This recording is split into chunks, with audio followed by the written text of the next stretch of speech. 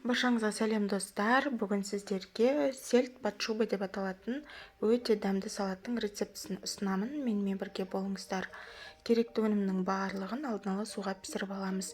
Және де бұл жерде мен екі түрлі насадка қолданамын. Біреуі жұмыртқаға, біреуі ірілеу. Бұл көкөністерге, яғни қызылша, сәбізімізді, картопымыздың барлығын осы орташасынан өткізіп аламын. Тек қана жіңішке бөлігінен жұмыртқаның ағын өткізетін болам. Неге осылай алдын ала барлығын өткізіп дайындаймыз. Сәбізімізді де осы насадкадан өткіземіз.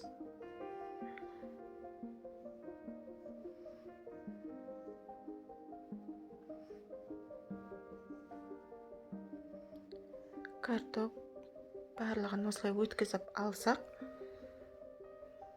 жіңішке бөлігін алып, жұмыртқамыздың сарысын аламыз да бөлек қойып, тек қана ақ бөлігін ғана өткізетін боламыз. Жұмыртқаның сарысы бізге әсемдік үшін керек болады. Және де осындай балықты қолдандым. Жақсылап ұсақтап турап, алдын ала дайындап аламыз. Барлығын осылай дайындап алғаннан кейін мен порция бойынша жасаймын, яғни кесеге осындай ішіне біз пищевой пленкамызды молдау етіп кесіп, ішіне кәдімгі шұңғыл етіп дайындап аламыз. Артық бөлігін кесенің жанына жабыстырып тастасаңыздар болады. Холодильникке салатын кезде бетін жауып қоятындай етіп, қонақ келетін кезде алдын ала жасап қойсаңыздар, формасында сақтайды, бір-біріне сіңіп, өте керемет болып шығады. Мінекей кесемізді дайындап алдық. Енді қызылшамыздан бастап кесемізге айналдыра отырып салып алатын боламыз. Бетін тегістей жауып тұратындай етіп. Екінші кесемізге де дәл солай қайталап аламыз. Барлығын осылай жасағаннан кейін үстіне біз келесі сәбізімізді салатын боламыз. Сәбізімізді тығыздау етіп үстінен басып салсаңыздар болады.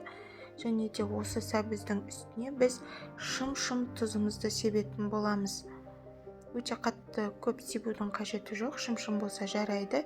Енді майонезімізді де осылай үстіне жағып шығамыз. Рет-ретімен піскен өнімдердің барлығын саламыз.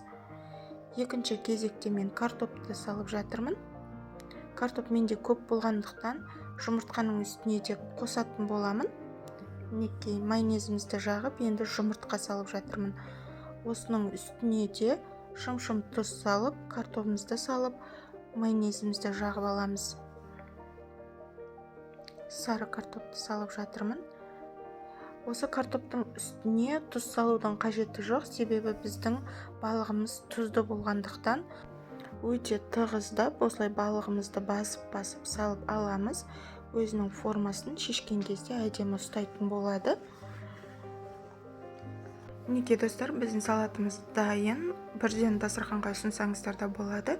Немесе қонақ келетін болса, холодильникке осылай пищевой пленкасын жауып сақтап қойсаңыздар да болады.